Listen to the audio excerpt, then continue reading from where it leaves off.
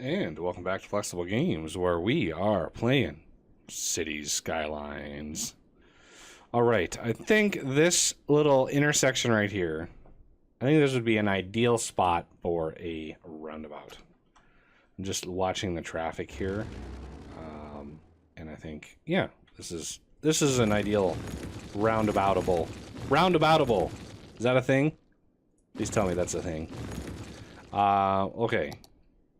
So, let's get this, get you on there, let's get angles, all of the things. So you, let's do 10, nope, get out of there. So that's 12 right there. So from there to there is 12. So we want to go 12 and then 12. And then 12, and then 12. 12, and no. Oh, come on. Really? 12.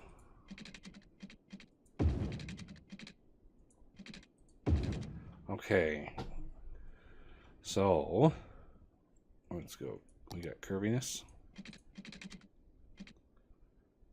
We want to curve that in.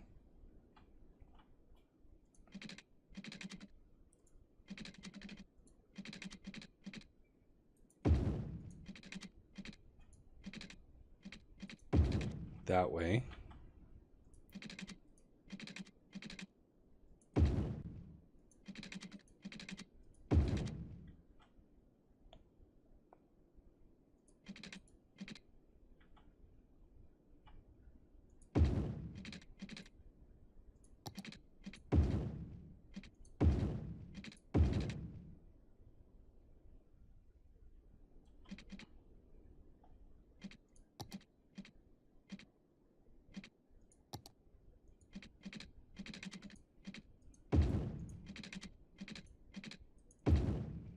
Something like that. I think that's a decent roundabout. All right, everybody needs to figure out where you're going.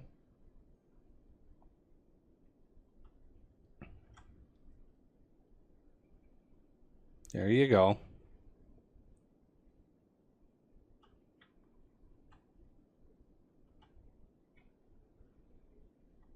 Now, granted, I could make that a little bit more of a gentle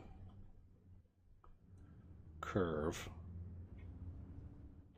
but whatever. We're not here to be flawless.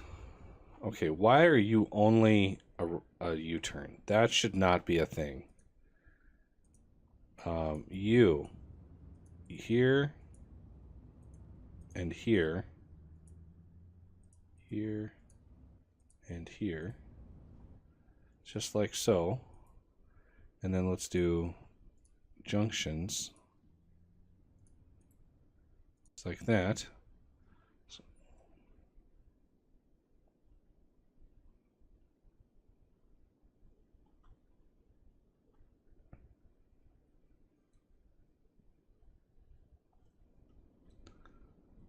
I mean, granted, the logic for an intersection is probably some of the most complex code in the game. The logic to how to tie all these together. So, you know, I have a lot of patience when it comes to that sort of thing, because I've actually done some work on how to tie all that together, and oof, it is mind-bending. We have quite the situation over here. I think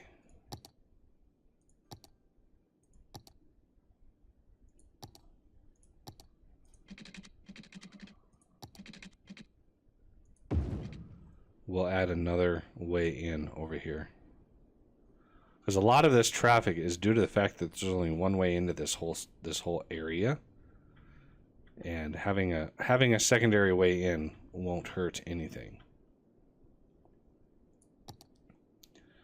In fact, it'll help quite a bit. I just wasn't sure when I built these just how much traffic was going to be generated. And lo and behold, it's a lot. It's a lot. Oh, only 22 people? Not a whole lot of traffic generated in the industrial sector.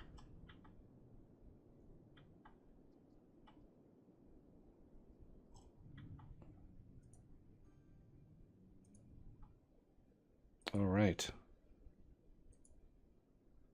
Importing. Oh, we need to stop importing stuff. We have plenty of agricultural products. There is no need to import. Please and thank you. All right, let's get some commercial and power out here. And then at the same time, get some more residential.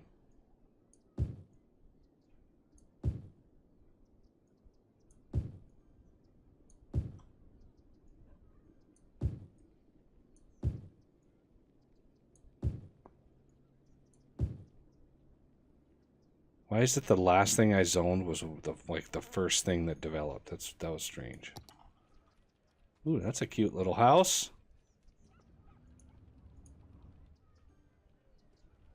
Like, yeah, that's a pretty unique house compared to all the other ones that I've been seeing. So having different lot sizes and stuff is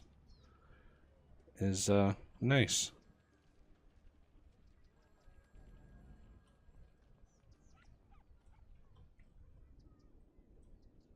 None of the commercial has developed, really?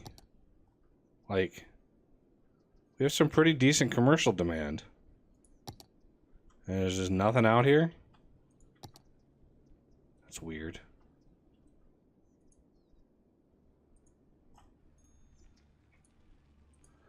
So, high-rise ban, I mean, it how many stories is this? 1, 2, 3, 4, 5, 6, 7, 8, 9, 10, 11, 12, 13, 17 stories tall.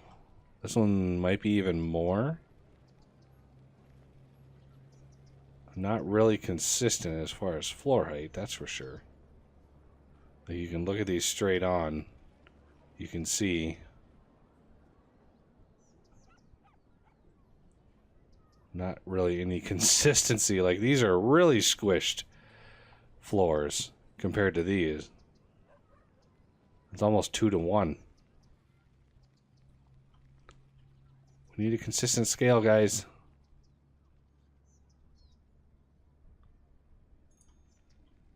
Still no... Oh, we have one way over here. Like, yeah, you're going to get power. That's not going to happen.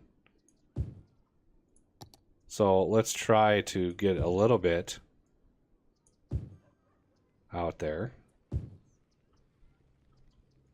think that might... Yeah, that'll do it. Having this one develop.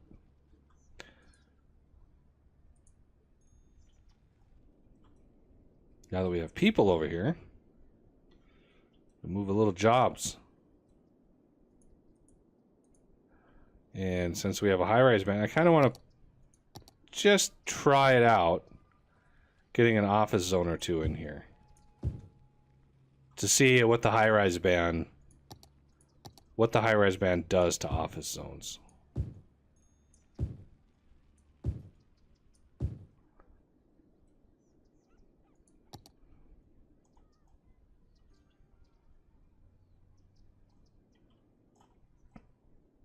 All right, we finally got some development out here.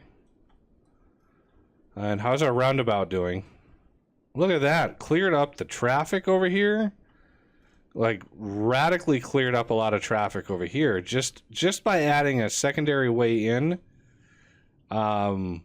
really helped alleviate a lot of that traffic. Now, this is the other thing right here. So, I'm thinking doing the same thing for these good folks over here.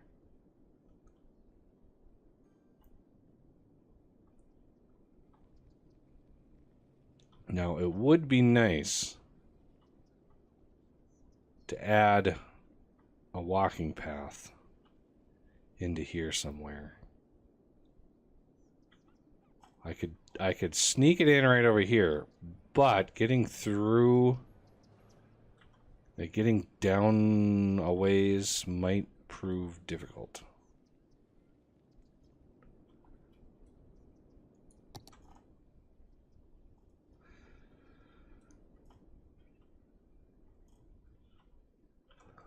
I might want to do that.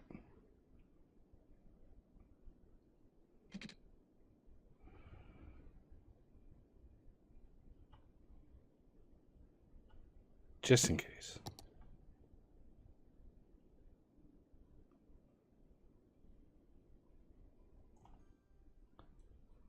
Although I really need these to not be like that. So, unless it becomes a problem, I don't really mess with the lanes at all. It's when it becomes a problem that I go in and really force the issue.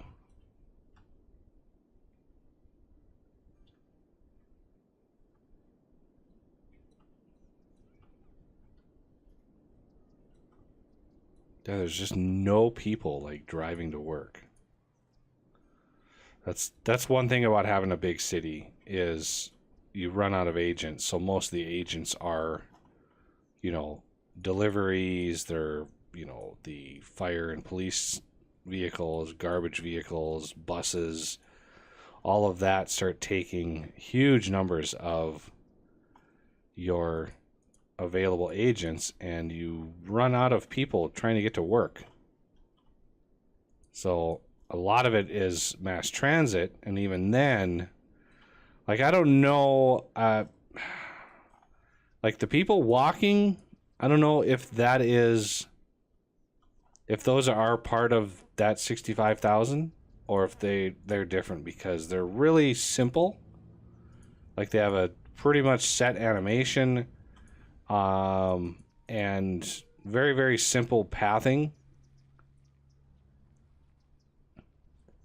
Like there's just a few rules, mainly, you know, paths and sidewalks, and then crosswalks are the most complex part of that. And it's basically just a stop or a go rather than a collision detection. They don't have to do any collision detection really at all. Not that they do, but... Oh, we're getting some more people. Yeah, look at that. 96 people on that line. On that bus. That's pretty good. Holy cow. Yeah, look at that. University and high school. And they're all... It's awesome. I'd like to see that. Maxed out. Like, our high schools are so maxed out. How are my demands doing? Okay. We're filling them in, but as far as workers go, that might be a problem.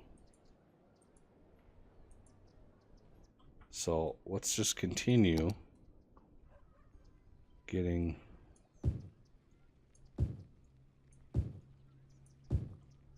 some more potential workers out here. I did put a hot bodies cremation over here because, you know, quite a bit. There's some seniors that are moving out here, having their own little lakeside, because they're within walking distance of all these beaches. So pretty prime real estate. Even back in here. I mean, you're what, like 4 blocks from the lake? I mean, that's still pretty decent. You could make an afternoon of it.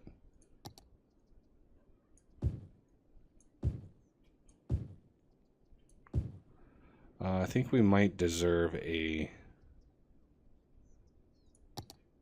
crosswalk over here.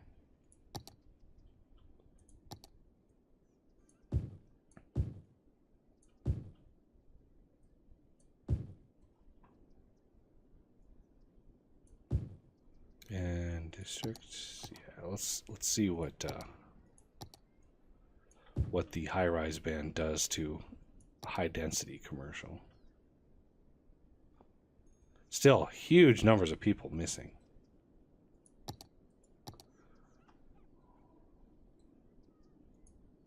Anybody develop over here yet? Still no maxed out. It takes a while. My office hasn't developed at all. My industry demand is so low.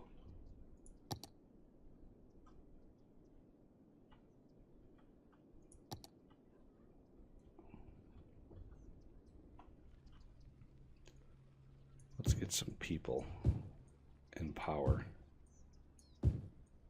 out to here. Oh, I can do that. Nice.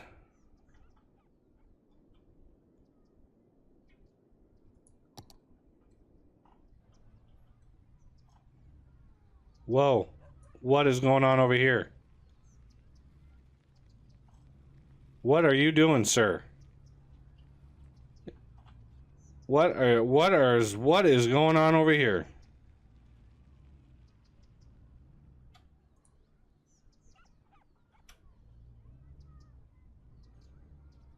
Wow. That's hardcore right there. Taxi stand. Yeah, see, I can't put it on here because I took the zoning off. So we have a taxi. Maybe that's a self-driving taxi that the AI is just gone completely bonkers. So we'll remove him from existence. That was crazy. The little taxi that couldn't. Yeah, why is commercial demand so high? Like, do we really need that much commercial in this world? I'm going to come up here, and we're really going to address this issue with another strip of high-density commercial. Over here. We're going to do the same over here.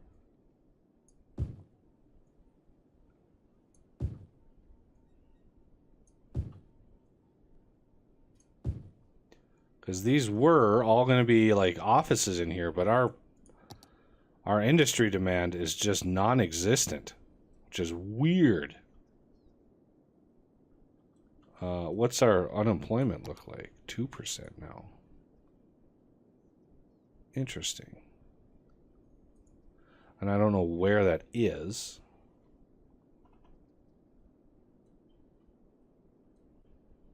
Lots of adults over here. Lots of families moving in to my suburb neighborhood over here. How's land value, speaking of which? Ooh. Heck yes. Look at that land value. Glorious.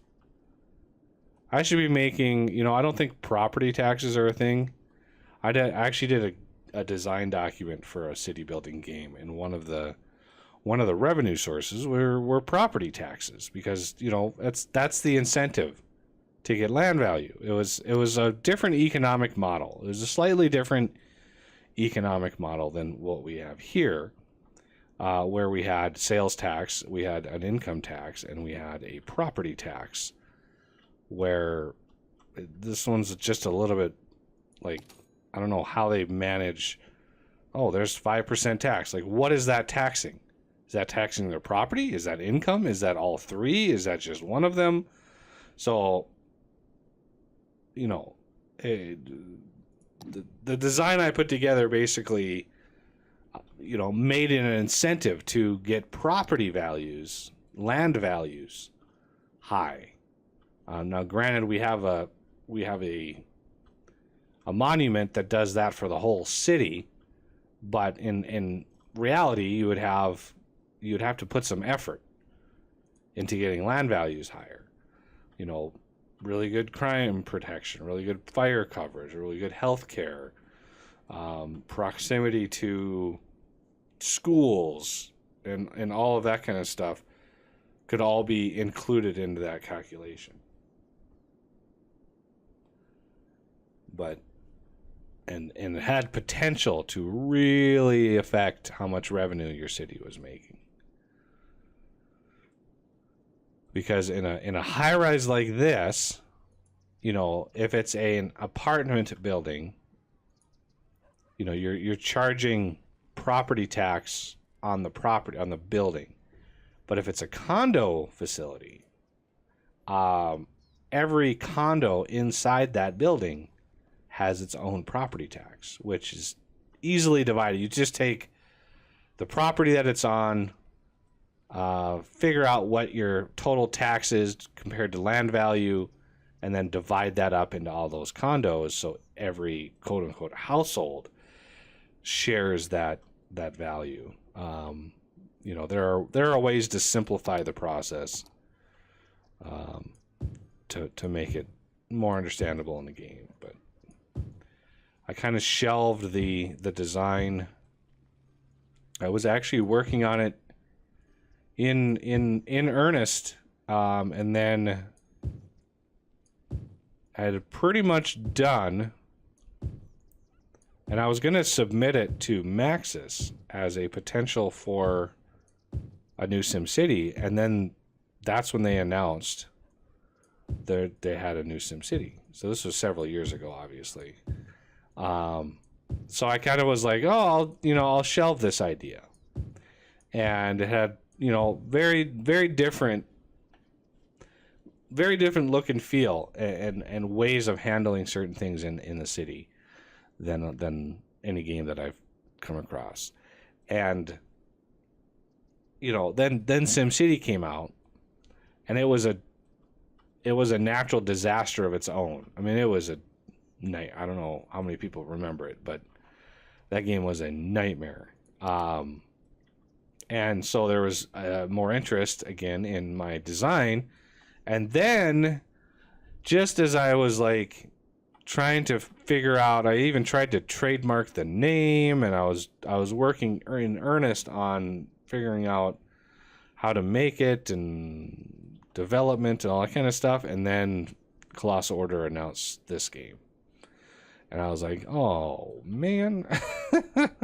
And it's almost like when they announced this game and they announced like a lot of the features that it had, it was almost like they had read my design document, because the design document was available online, and it's almost like they read it and picked bits and pieces out of it to implement in their own. Either that, or I was just really, really good at sort of predicting how to do it. But like my network system, my road system, uses this exact system of nodes. Like these, the nodes and stuff that you see, that's my system had this exact solution to that.